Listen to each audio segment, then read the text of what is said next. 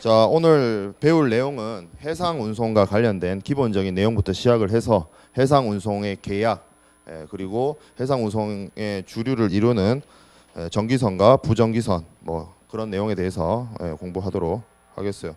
해상 운송은 지금도 가장 주요한 국제 운송의 한 방법입니다. 물론 항공 운송이 해상 운송에 비해서 그 수송에 따르는 금액 대비에 있어서는 훨씬 많이 앞질러 갔습니다.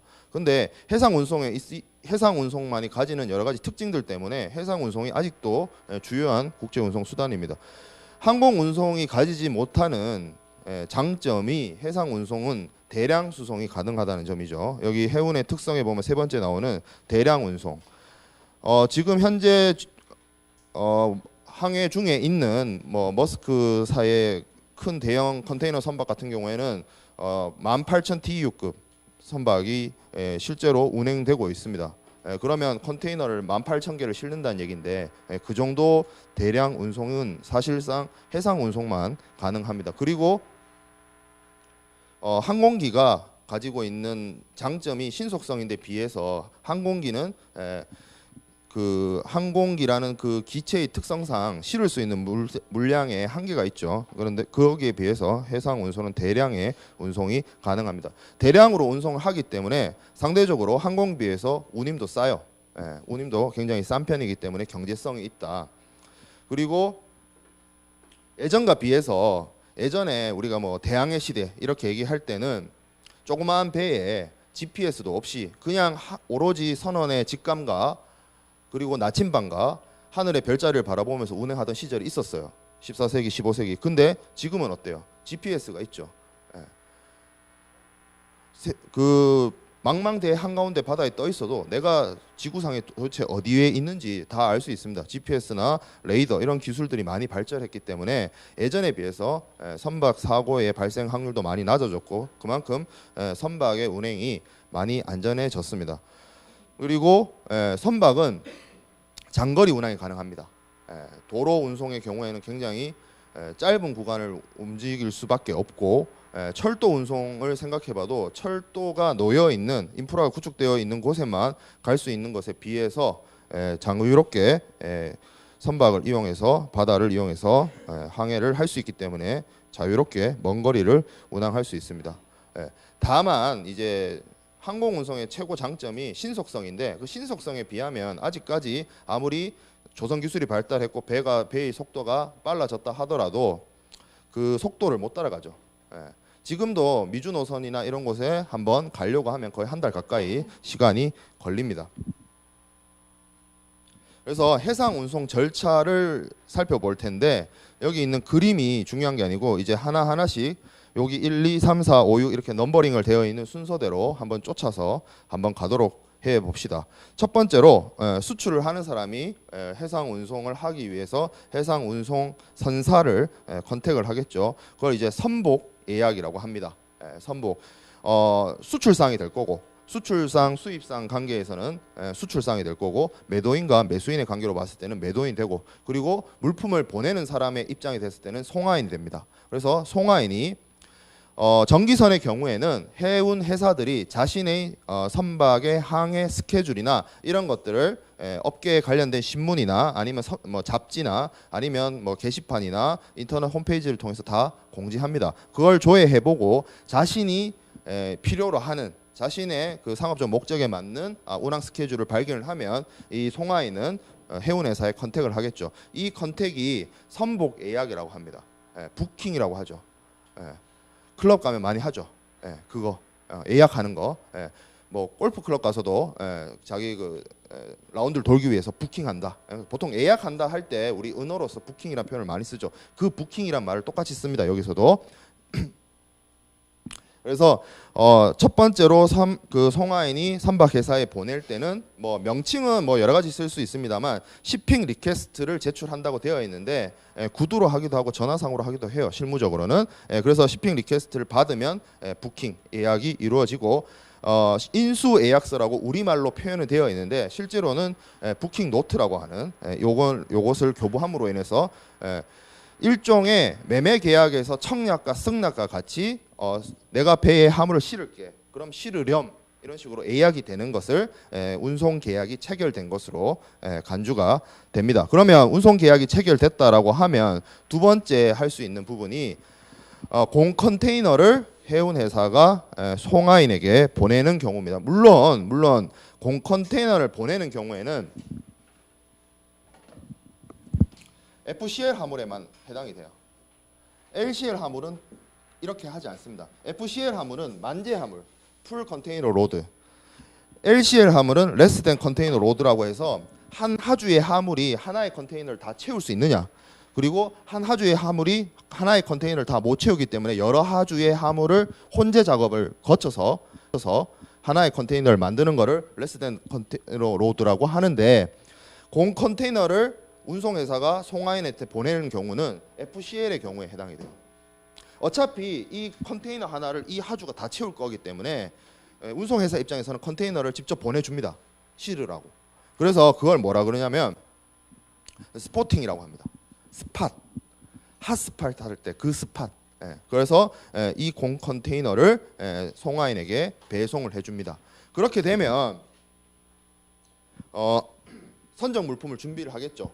송하인은 수출상이니까. 그래서 물품을 선적을 하고, 물품의 선적이 완료되면 뭐 이제 행정적인 절차로서 수출 신고 이런 것들이 이루어집니다. 그 다음은 카고 리시빙. 네 번째에 해당되는 게 LCL 화물과 FCL 화물이 여기서도 또 갈려요.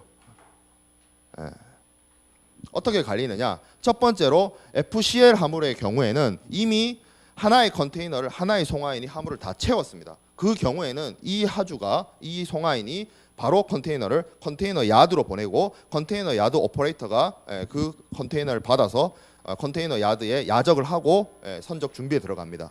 반대로 LCL 화물, 하나의 하주의 화물로 하나의 컨테이너를 다 못 채우면 다른 하주의 화물들과 함께 혼재 작업을 합니다. 그 혼재 작업을 하는 곳이 CFS, 컨테이너 프라이스 스테이션이라고 하는 곳에서 작업을 합니다. 그러면 LCL 화물의 경우에는 운송회사에서 컨테이너를 보내주지 않아요. LCL 화물의 하주의 경우에는 자기가 직접 CFS로 화물을 반입하거나 아니면 운송 주선인을 활용하는 경우에는 운송 주선인에게 화물을 전달하는 방식으로 화물이 모입니다. 화물이 모이고 집하가 이루어져서 그 모인 화물들을 CFS에서 CFS 오퍼레이터가 혼재 작업을 진행을 하게 됩니다. 그래서 화물이 일단 부두로 도착을 한 거예요. 그래서 5번 선적이 이루어집니다. 선적 작업이 이루어지죠. 컨테이너가 CFS에 있든 CY에 있든 컨테이너가 선적 준비가 완료되면 선적이 이루어지는데, 이 선적하는 과정에서도 여러 가지가 필요로 합니다. 스토레이지 플랜이라고 있어요. 이건 뭐냐면 화물을 어떻게 배에 차곡차곡 잘 쌓을 것인가를 계획을 짜야 돼요. 그 지난 시간에 우리가 봤던 컨테이너 선박 보면 갑판 위로 컨테이너가 4단 5단 막 쌓여져 있어요. 그거를 아무 생각 없이 그렇게 쌓아버리면 나중에 문제가 생깁니다. 예를 들어서 부산 항구에 도착을 했는데 내려야 되는 화물 컨테이너가 저 밑에 있는 거야. 그럼 어떤 일이 있어야 돼요? 위에서부터 하나씩 다 빼야 되죠. 그래서 이 배가 어떤 항구를 들릴지 그 순서에 따라서 컨테이너를 싣습니다. 그 계획 없이 실으면 난리가 나겠죠, 나중에. 그래서 철저하게 먼저 내릴 화물부터 위로 올라가게, 그리고 늦게 도착하는 화물일수록 밑으로 내려가게, 그런 식으로 차곡차곡 쌓습니다. 이게 중요해요. 굉장히 중요한 작업입니다. 그래서 그 스토리지 플랜에 따라서 작업 순서가 정해집니다. 어떤 컨테이너를 먼저 실어라. 그래서 이거를 작업 순서 계획이라고 하고, 영어로 로딩 시퀀스라고 합니다. 시퀀스가 순서, 뭐 이런 영어 단어 표현이잖아요. 그런 식으로 충분한 준비와 계획을 갖고 선적 작업이 이루어져야 돼요. 그냥 아무나 막 싣는 게 아닙니다. 아무 컨테이너나. 그래서 터미널 오퍼레이터나 스티브 도어, 이 사람들은 이제 항구에서 화물을 선적하는 작업을 하는 사람들이라고 생각하면 됩니다. 선박 해치별로, 컨테이너 선박이 있으면 막 실는 것 같지만 나름 구획이 나눠져 있어요. 구획이 이걸 해치라고 하는 거예요. 그래서 요 구획에 맞게끔, 그래서 예를 들어서 배가 부산항에서 LA로 가는 배라면 LA에 중간에 예를 들어서 뭐 고배를 들린다. 뭐 이렇게 하면 LA에 도착해서 내리는 화물일수록 밑으로 내려가게끔 철저하게 그 해치에 맞게끔 그 해치에 따라서 각 해치별로 작업을 하게 됩니다. 그리고 컨테이너들이 FCL 화물 같은 경우에 이제 컨테이너 야드에 있고 그리고 CFS에는 이제 LCL 화물들이 있는데 얘네들이 선적을 하기 위해서는 선측 배와 가까운 곳으로 옮겨져야 되잖아요. 에이프론이라고 불렸던 그리고 겐츄리 크레인이 있던 그곳으로 옮겨지는데 그 CY나 CF에서 겐츄리 크레인이 있는 곳으로 옮기는 과정 항구 안에서 움직이는 거 이거를 셔틀링이라고 해요. 셔틀버스 생각하면 돼요. 그 셔틀을 셔틀링이라고 합니다. 그래서 셔틀링을 통해서 이 컨테이너가 선박 근처로 오게 되면 그 로딩 시퀀스에 따라서 겐츄리 크레인 우리가 지난 시간에 사진으로 봤던 그 거대한 크레인으로 선박의 화물을 차곡차곡 선적을 하게 됩니다. 그렇게 선적이 이루어지면 톨링이라는 게 이루어져요. 탈리맨이라고 하는데 검수인입니다. 우리말로 검수인이 이 작업을 검사를 합니다. 그리고 이 검사까지 다 끝나면 그 선박에 실려 있는 컨테이너 목록 로드 리스트가 작성이 됩니다. 이게 말로 이렇게 하나하나씩 짧게 설명을 했는데 사실상 굉장히 복잡하고 과정이 복잡합니다. 여기 작업에 참여하는 사람들도 많고 그렇게 해서 선적이 이루어집니다. 선적이 이루어진 다음에 해야 될 일이 그 다음에 있는 문제가 뭐냐면 이제 선적이 이루어졌기 때문에 그 선적의 반대급부로서 해운회사는 송하인에게 빌 오브 레딩 선화증권을 발행하게 됩니다. 뭐 선화증권은 뭐 다 다음 시간에 아주 자세하게 다룰 거예요. 선화증권은. 그리고 이제 선화증권이 발행되고 난 다음에 이제 출항이 이루어지죠.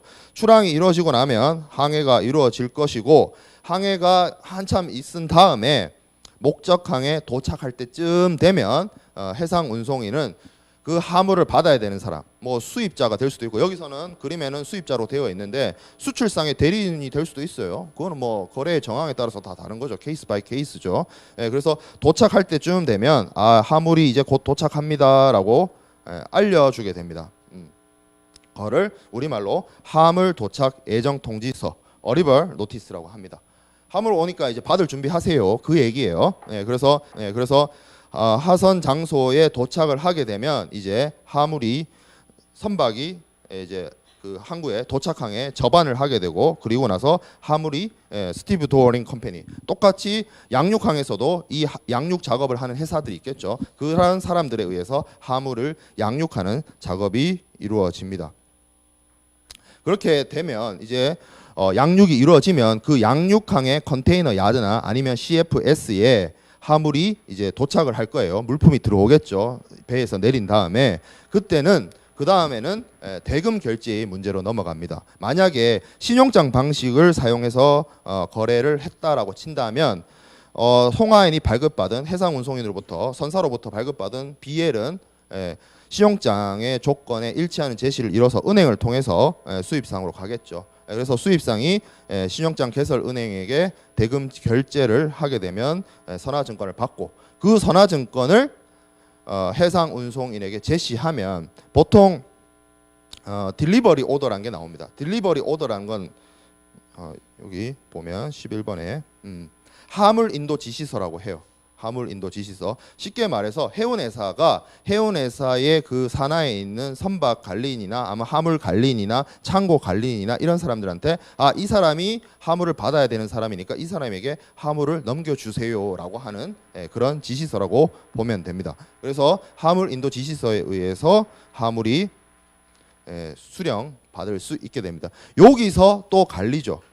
FCL 화물이냐 LCL 화물이냐. FCL 같은 경우에는 CY에서 바로 화물이 인도가 될 것이고 LCL 화물 같은 경우에는 CFS에서 다시 들어가서 화물을 다시 각 개별 하주의 화물로 다시 나뉘는 그런 작업을 할 수도 있습니다. 우리가 컨테이너 운송에서 다시 또 공부를 하겠지만 물론 이런 경우도 있을 수 있어요. 송하인은 한 명이라서 FCL인데 받을 때는 여러 하주가 받아서 여러 하주에게 나눠줘야 되는 경우도 있을 수 있어요. 그런 경우에는 출발할 때는 CY에서 작업했지만 목적 양육항에서는 CFS에서 작업하기도 합니다. 그거는 상업의 실질에 따라서 경우에 따라서 조금씩 다르겠죠. 컨테이너 운송할 때 또 다시 이야기할 테니까 그때 또 다시 이야기 한번 해봅시다. 자, 그래서 해상 운송은 운송의 형태에 따라서 정기선과 부정기선으로 나뉩니다. 정기선은 대표적으로 우리가 쉽게 생각할 수 있는 컨테이너 같은 것들을 활용을 해서 꼬박꼬박 운행을 하는 것을 라이너, 영어로 라이너라고 하고, 부정기선의 경우에는 주로 벌크 화물, 사라물, 대량 화물, 뭐 석유라든지 석탄이라든지 강석이라든지 이런 것들을 운행하는 데 사용되는 벌크 선박을 얘기를 합니다. 보통 이제 트램퍼라고 하기도 하죠. 그렇게 크게 우리 상업 운송, 해상 운송을 정기선과 부정기선으로 나눌 수가 있어요.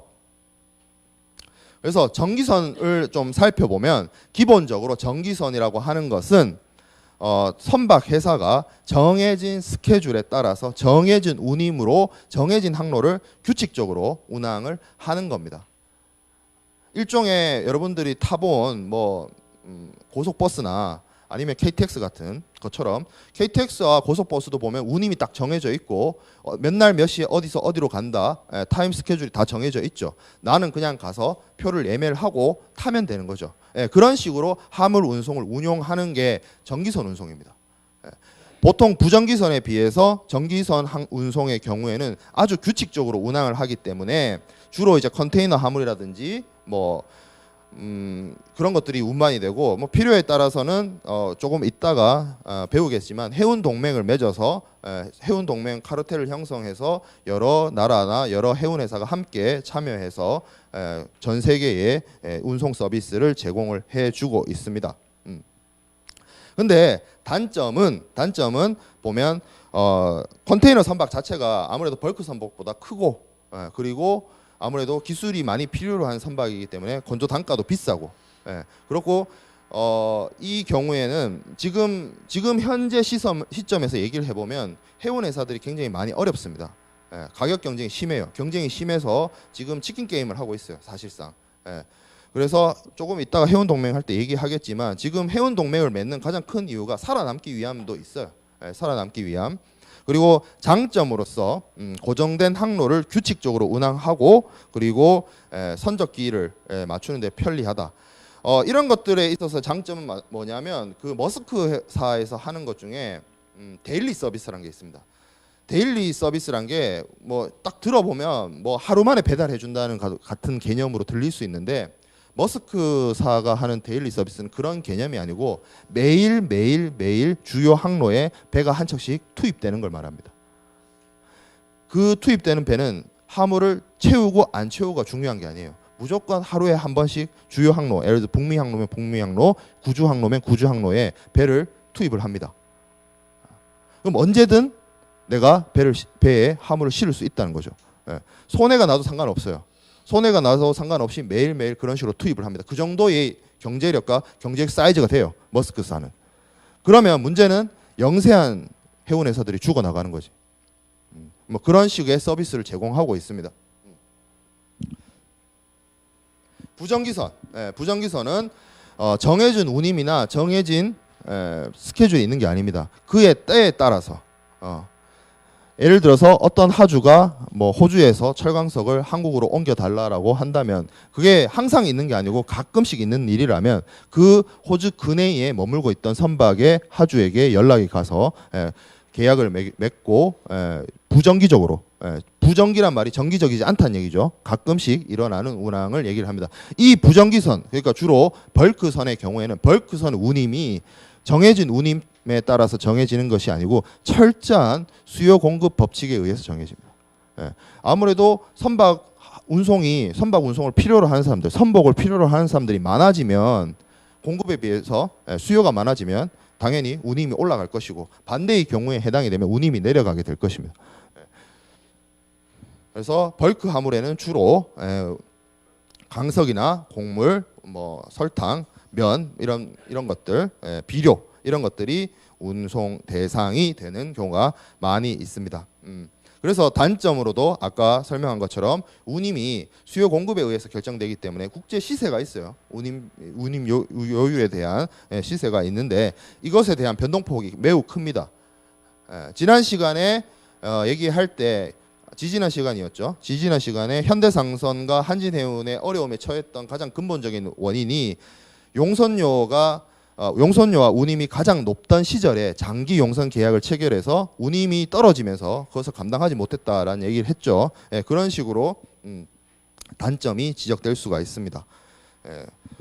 그리고 뭐 장점의 경우에는 뭐 어떤 게 있을까요? 필요한 경우에 어디서 쓰든 뭐 자기가 원하는 대로 부두로 운영을 할 수 있기 때문에 좋은 장점이 있죠. 전기선의 경우에는 정해진 항로를 간다라고 쳤을 때 대형 선박이고 그 대형 선박을 한번 항구에 접안하고 하는데 시간이 많이 걸리기 때문에 전 세계에 있는 모든 항구를 들리지 않습니다. 예를 들어서 KTX가 그 경부선에 내려가면서 모든 기차역을 들리지 않고 주요한 역만 들리고 내려가죠. 예, 뭐 서울에서 출발해서 뭐 강명 들렸으면 천안 아산 안 들리죠. 강명에서 대전 갔다가 바로 대전에서 만약에 상주를 들리는 경우도 있긴 있지만 김천이죠. 김천을 들리는 경우도 있지만 바로 동대구로 가죠. 예. 그리고 뭐 아마 김천을 들렸으면 울산은 안 갈 거예요. 뭐 그런 식으로 주요 항구만 거쳐서 간단 말이죠. 전기선도 거의 그런 식이에요. 예, 세계 주요의 항구를 주요한 항구들만 다니기 때문에 작은 항구, 영세한 항구, 예, 그리고 거점 항구가 아닌 곳에는 전기선의 배가 들어가지가 않습니다. 그러면 그러한 조그마한 항구에서 운송 수요가 있는 경우에 그거를 메꿔줄 수 있는 거는 부전기선의 경우가 그런 부분을 충분히 채워줄 수가 있습니다. 그래서 전기선과 부전기선을 좀 비교를 해보면 항로나 시기를 좀 살펴보면 첫 번째 전기선은 정해진 항로를 일정한 시차를 두고 왔다 갔다 하는 거고 부전기선은 일정치 않은 항구를 왔다 갔다 하는 그런 게 되겠죠. 부전기선 보면 그런 생각 많이 들죠. 그 전세 버스 내가 필요로 해서 버스 전세 냈을 때 그런 느낌, 느낌적인 느낌. 그래서 전기선은 운임이 정해져 있다. 부전기선은 운임이 수요 공급에 의해서 결정이 된다. 주로 전기선사가 부전기선 선사보다 규모가 큽니다. 크고 전기선의 경우에는 선화증권, 아까 우리가 운송 절차를 이야기할 때 얘기했던 선화증권이 발행이 됩니다. 부전기선은 다음 주에도 하겠지만 부전기선의 용선 계약을 할 때 차터 파티라는 용선 계약을 체결하게 됩니다. 그거는 조금 이따 더 보고. 그래서 해상 운송 계약이 전기선이든 부전기선이든 송화인과 운송회사 간에 이루어져요. 그래서 해상 운송 계약에는 핵심이 뭐냐? 운송회사가 송화인에게 운송 서비스를 제공해주고 거기에 따른 반대급부로서 송화인이 운임을 제공할 것을 하는, 여기 뭐 보수라고 나와 있는데 운임이죠. 그것을 약정하는 계약이 해상 운송 계약이에요. 해상 운송 계약이고, 국제 물품 매매 계약이 매도인의 청약과 매수인의 승낙으로 성립이 된다라면 해상 운송 계약은 선복 예약과 거기에 따른 부킹 이런 걸 통해서 shipping 리퀘스트와 부킹 노트를 통해서 계약 성립이 가름해서 이루어집니다. 그래서 밑에 보면 전기선의 그 운송 계약의 증거로서 나올 수 있는 게 선화증권이 있고, 그리고 부전기선의 경우에는 용선을 하게 되면 용선 계약서 차터 파티가 나옵니다. 요 두 가지가 많이 달라요. 많이 다르고, 특히 우리가 아주 많이 공부하게 될 선화증권의 경우에는 법률적 성질에 보면 운송화물의 수령증 역할뿐만 아니라 상한증권, 유가증권성이 있습니다. 그거는 우리가 선화증권 할 때 다시 또 자세하게 얘기를 하겠지만, 선화증권은 그 운송화물의 권리를 가지고 있는 체화시킨 그러한 유가증권으로서 역할을 합니다.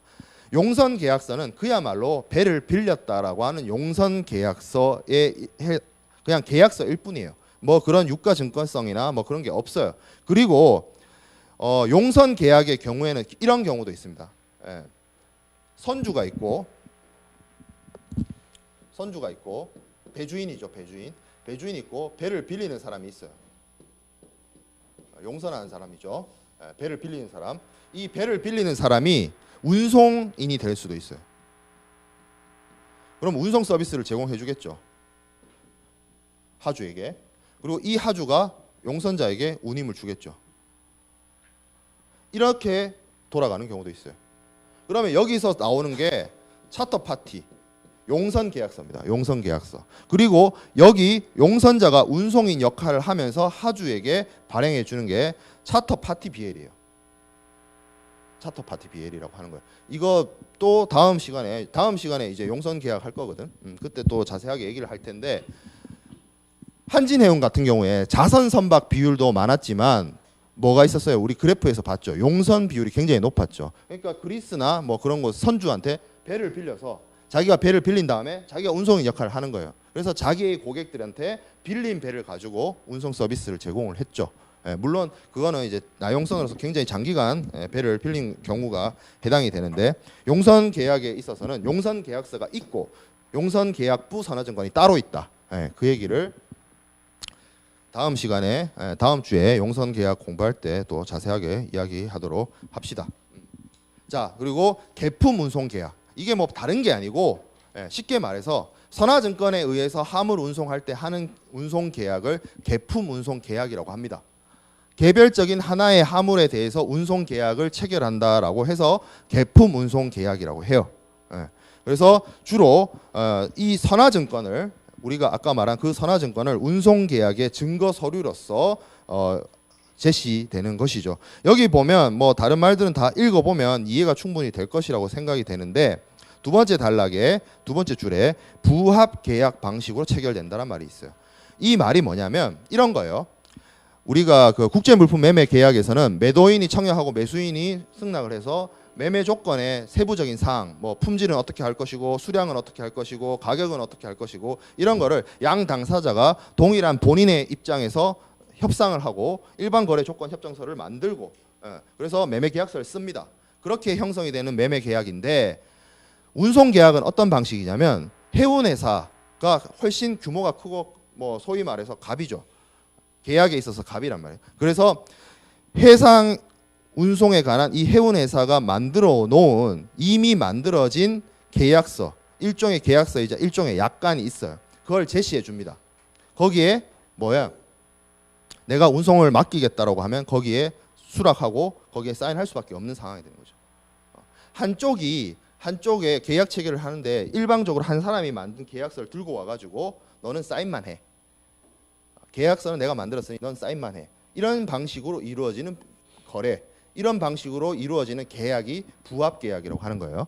그래서 선화증권은 철저하게 누가 만든 거예요? 운송회사들이 만든 겁니다. 운송회사들이 자신의 BL의 양식을, 폼을 만들어서 하주들에게 제공하고 있죠. 하주는 운송을 하려면 뭐 거기에 사인할 수밖에 없는 거니까 그런 식으로 이루어집니다.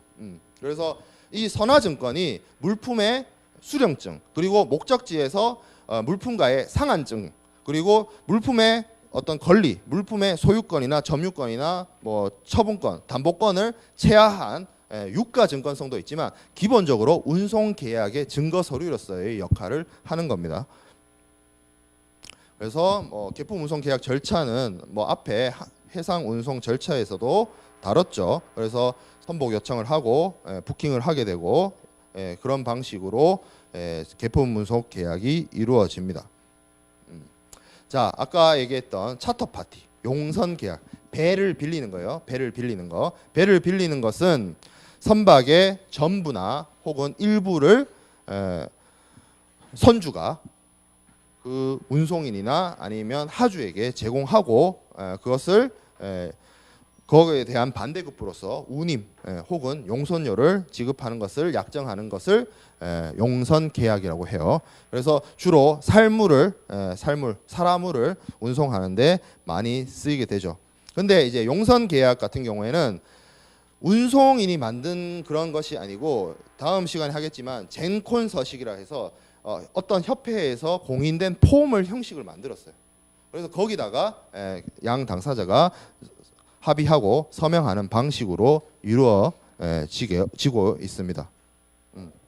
그래서 용선 계약에는 뭐 종류를 여러 가지로 살펴볼 수가 있는데 전부 용선, 배 전체를 빌리는 전부 용선, 그리고 일부만 빌리는 일부 용선 계약 이렇게 나뉘기도 하고, 그리고 용선의 기간에 따라서 정기 용선 계약, 타임 차터, 기간, 그리고 항해 용선 계약, 보이지 차터 이렇게 나뉩니다. 뭐 딱 이름만 들어봐도 알 수가 있듯이 기간 용선 계약은 전기 용선 계약은 장기간 빌리는 거예요. 기간을 뭐 1년으로 할 수도 있고 6개월로 할 수도 있고 뭐 10년으로 할 수도 있고 이렇게 장기간에 배를 빌리는 것을 타임 차터라고 하고, 항해 용선 계약은 보통은 1항차라고 하면 예를 들어서 내가 내 화물이 부산에서 LA를 가야 된다라고 하면 그 하나의 항해에 해당되는 만큼만 배를 빌리는 거를 항해 용선 계약이라고 해요. 그래서 좀 살펴보면 전기 용선 계약은 선박의 소유자나 선박의 임차인이 그 전기 용선자에게 선원을 태우고 항해 장비를 갖춘 선박을 일정한 기간 동안 제공해 줍니다. 그래서 이거를 이용하게 되는 사람은 반대급부로서 보수를 용선료를 지급하게 되는 그러한 방식이죠. 그래서 이러한 타임 차터를 하게 되면 장기간 빌리는 거기 때문에 이 배를 빌리는 사람이 여기 보면 이게 좀 간격이 좀 눈에 좀 안 보이게 나와 있는데, 네 번째 줄에 사용 수익권을 취득한다는 말이 있어요. 그럼 사용 수익권을 취득하게 되면 어떻게 되냐? 내가 배를 빌린 사람이지만 내가 빌린 배를 가지고 다른 제3자에게 또 운송 서비스를 제공해 줄 수 있는 그런 권한이 생겨나는 거예요. 저걸 이제 사용 수익권이다. 사용 수익권을 취득할 수 있게 된다. 이렇게 표현하고 있습니다.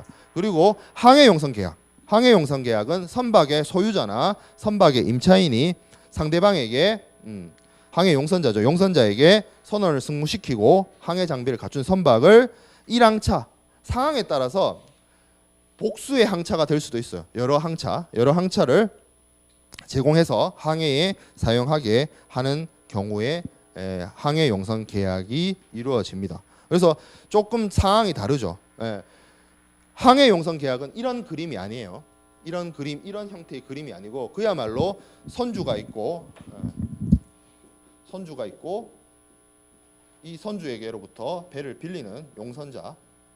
그래서 이 사람이 뭐 하나의 항차라든지 2개 이상의 항차의 선복을 이용하는 그런 방식이 됩니다. 그래서 이게 왜 이렇게 확대가 됐을까요?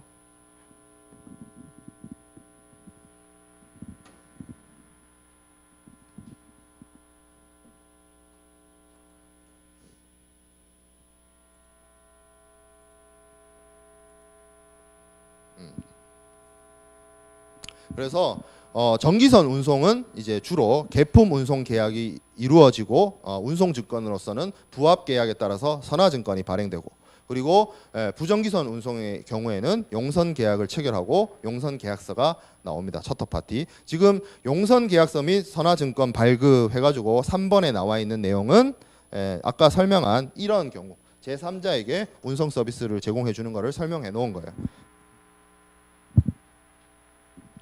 자, 그래서 계품 운송 계약과 용선 운송 계약을 좀 비교해 봅시다. 이렇게 계속 비교표를 내주는 이유가 있겠죠. 그죠? 공부는 센스예요, 여러분. 그죠? 얼마나 센스 있게 이게 중요한 내용이구나. 이게 중요하지 않은 내용이구나. 중요하지 않은 내용을 굳이 강의 자료에 만들고 설명을 길게 하지 않겠죠. 중요하니까 강의 자료 만들고 설명도 해주고 비교표까지 만들어 주겠죠. 그죠? 그 공부는 센스입니다.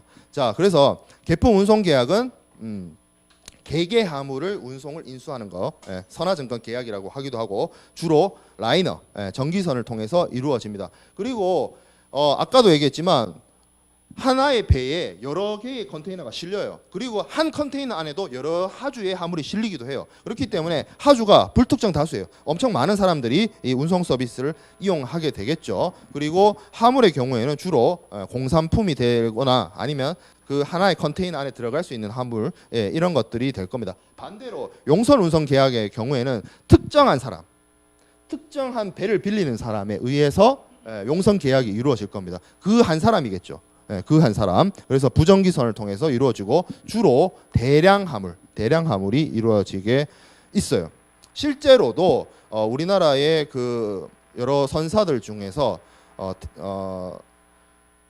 지금 이제 사명이 바뀌어가지고 SM 대한해운이라고 하는 그 회사의 경우에는 우리나라의 그 한국전력과 포스코의 철강석과 화력발전소용 석탄을 장기 공급해주고 있어요. 물론 해운회사가 공급한다는 실제로 석탄을 계속 가져온다는 얘기가 아니고 그 포스코와 한전이 필요로 하는 강석과 철강석과 석탄 공급처로부터 운송하는 서비스를 장기간 대한해운이 계속 해주고 있다. 그런 식으로 벌크 화물이 주로 부정기선을 통해서 이루어지고 있습니다. 포스코가 쓰는 철강석이 꾸준하게 쓰일 수도 있지만 이게 좀 시기도 있고 프러스트레이션이 있겠죠. 이게 수요가 급증할 때도 있고 낮을 때도 있고 이렇게 바뀔 거 아니야. 거기에 맞춰서 스케줄에 맞춰서 철강석을 운반을 해주는 거죠.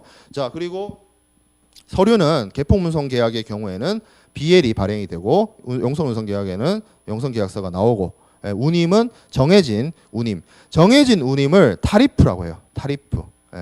이 전기선의 정해진 운임률을 공시하는 그 공시 운임률을 타리프라고 합니다. 그리고 용선 운송 계약의 경우에는 수요 공급에 의해서 정해집니다. 자, 그리고 하역비 부담. 하역비 부담. 하역비란 게 뭐냐면 부두에서 선적하거나 양육할 때 들어가는 여러 가지 비용을 의미합니다. 우리가 아까 처음에 해상 운송 절차를 얘기할 때 굉장히 복잡했어요. 특히 컨테이너 같은 경우에는 뭐 시퀀스도 만들고 계획도 세워가지고 오퍼레이터들이 겐츄리 크레인 가지고 작업도 하고 여러 회사들이 참여합니다. 여러 회사들이 참여하고 비용이 많이 발생을 하죠. 그러면 그걸 누가 부담하느냐의 문제가 생겨요. 그래서 기본적으로 전기선은 기본적으로 이 해상 운송 회사들이 기본적으로 부담을 합니다. 근데 이거를 잘 이해해야 돼요. 잘 이해해야 된다는 말이 뭐냐면 해상 운송 회사들이 직접 다 하는데 해상 운송 회사들이 부담한다 하고 끝내버리면 전혀 이해가 안 되는 게 뭐냐면 이런 거예요. 해상 운송 회사들이 땅 파서 장사하는 게 아니잖아. 복지 사업 하는 거 아니잖아. 자기가 자기 돈을 들여서 자기한테 맡겨진 하주들의 화물을 컨테이너들을 자기가 작업을 해요. 그리고 자기가 비용을 치러요. 비용이 들잖아. 이 비용을 어떻게 하겠어요? 운임에 다 전가시키겠죠. 무슨 말인지 알겠죠? 하주로부터 받는 그 돈에 이미 뭐가 포함되어 있다. 하역비가 다 포함돼서 받겠죠. 일단 그렇게 받아 놓은 다음에 자기 계산으로 자기 비용으로 자기가 화물을 선적하고 양육하는 거예요. 그러면 용선 운송 계약에는 FI, FO, FIO 이렇게 나와 있는데 이건 뭐냐면 선주가 쉽게 말하면 전기선에서는 선주가 이 해운 회사가 되겠죠. 용선 계약에서는 이 선주들이 어떻게 하냐? 선주들이 선적을 해주느냐 혹은 양육을 해주느냐 가지고 이것도 용선 운송 계약을 체결할 때 합의를 합니다. 어디까지 부담해 줄지. 그러면 만약에 FI 같으면 프리인이에요. 선주가 선적하는 작업에 있어서 프리해지는 거예요. 선주가 화물 선적 작업을 안 해주는 거예요.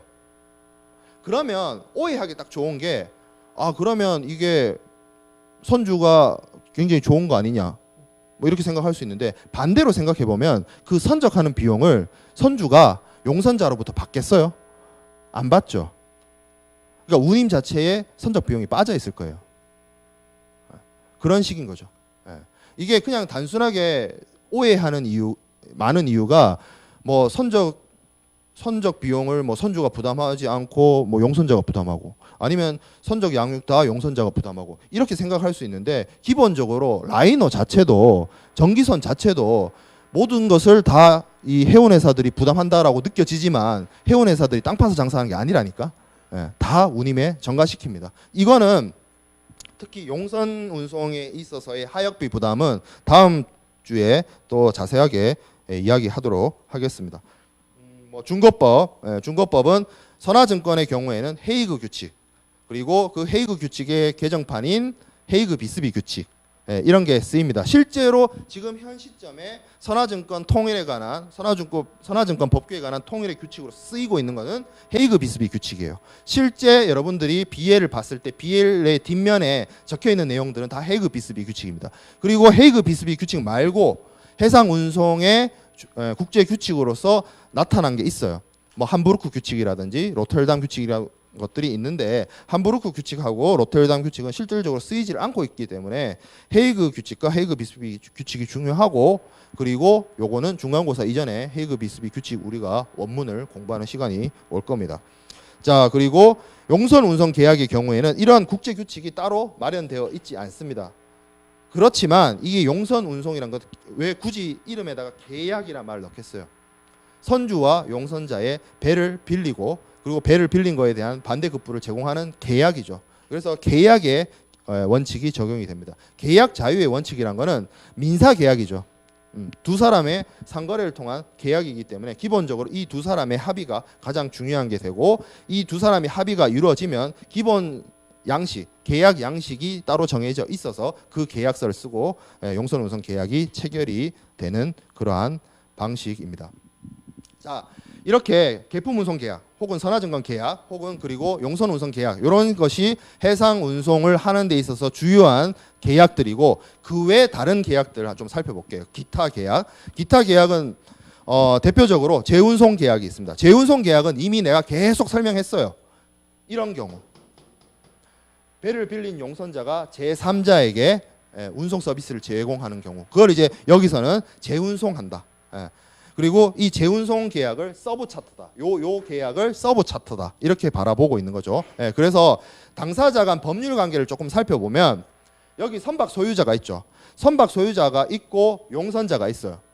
그러면 이 선박 소유자와 용선자의 관계는 이거랑 상관없이 이 두 사람은 뭐예요? 배를 빌리고 배를 빌림 받은 그 관계죠. 그 계약 관계죠. 그리고 용선자와 제3자, 용선자와 제3자인 하주, 이 사람은 용선자가 운송인이 되는 거예요. 운송인이 돼서 운송 서비스를 제공하고 운송의 서비스에 대한 반대급부로서 운임을 받고, 이런 방식으로 이루어지는 거고, 재미난 게 선박 소유주와 이 제3자의 관계, 이 선박 소유주와 이 하주의 관계는 실질적으로는 영향을 줄지 몰라도 법률적으로는 아무런 관계가 없어요. 이 두 사람 사이에 뭔가 맺은 게 아무것도 없죠. 그래서 당사자 간 법률 관계는 이렇게 형성되어 있다. 이 세 명이 끼어 있는 관계를 재운송 계약이라고 합니다. 자, 그리고 기타의 운송 계약 중에 대표적으로 통운송이 있어요. 통운송. 통운송이 있는데 기본적으로 여러 운송인이 참여하는 운송 계약 형태를 다 통운송이라고 바라볼 수가 있습니다. 그 중에서 특히 어떤 경우가 있느냐? 여기 첫째라고 나오는 것 중에 보면 뭐가 있어요? 운송 계약이 여러 하주가 참여하는데 이 여러 운송인들이 뭐다? 해상, 육상, 항공 여러 다른 이종의 운송 형태를 가지고서 운송이 이루어지면 그런 경우를 뭐라 한다? 따로 복합 운송이라고 합니다. 복합 운송. 그리고 이제는 사실상 복합 운송이 더 메인이 되는 경우도 있죠. 복합 운송은 뭐 우리가 차차 하나씩 공부하기로 하고, 그리고 여러 하주가 연대해서 운송 서비스를 제공해 주는 경우를 이제 공동 운송, 동일 운송 이렇게 얘기하기도 하고, 아니면 순차적으로 적용한다고 해서 순차 운송이라고 합니다. 사실상 이러한 통운송은 거의 잘 이루어지지 않고 하청 운송 형태가 가장 많습니다. 하청 운송이란 게 이런 경우죠. 운송 구간이 부산에서 LA를 가는데 LA가 아니고 예를 들어서 뉴욕이라고 칩시다. 그러면 배로 갔다가 여기는 철도로 간다고 쳐요. 그러면 원 운송인이 있죠. 원 운송인. 이 사람이 하주와 운송 계약을 체결을 합니다. 체결을 하죠. 체결하고 난 다음에 하청을 주는 거예요. 해상 운송 구간, 철도 운송 구간, 이런 식으로 이루어지는 게 보통 복합 운송이고, 여기 말하는 하청 운송, 이런 것들이 해당이 되겠습니다. 자, 그리고 계속 운송 계약이 있는데 이거는 일정한 기간, 일정한 운임률로 일정한 적하를 수시로 운송하는 경우가 되는데, 요 경우도 제가 아까 전에 얘기했어요. 뭐라고 얘기했어요? 대한해운이 포스코와 한전에 철강석과 그리고 석탄을 주기적으로 운송을 해주고 있다. 그건 뭐냐면 거의 그 회사들 간의 계약 관계는 수년간 계속 이루어진 거예요. 이루어지면서 포스코 입장에서 철강석 가져올 게 있다 이러면 그때 대한해운에게 얘기를 하겠죠. 그럼 대한해운은 자신의 선박을 활용을 해서 포스코가 필요로 하는 철강석을 포항이나 광양으로 운송을 해줄 거예요. 이렇게 계속적으로 수시로 이루어지진 않지만 그 어떤 특정한 화물을 특정한 적하에 그것을 불특정한 다수죠. 불특정할 수 있죠. 많이 실을 때도 있고 적게 실을 수도 있고 이거를 수시로 계속 운송하는 것을 계속 운송 계약이라고 합니다. 그리고 혼합 선적 계약은 뭐 그렇게 중요한 얘기가 아니고 서로 다른 용선자와 송화인이 서로 다른 화물을 동종 화물을 실는 거를 이제 혼합 선적 계약이라고 한다. 그것만 좀 봐두기만 하면 될 것 같고요. 자, 그렇게 해서 해상 운송과 해상 운송 계약에 대해서 좀 살펴봤어요. 해상 운임은 조금 쉬었다 이어가도록 하겠습니다.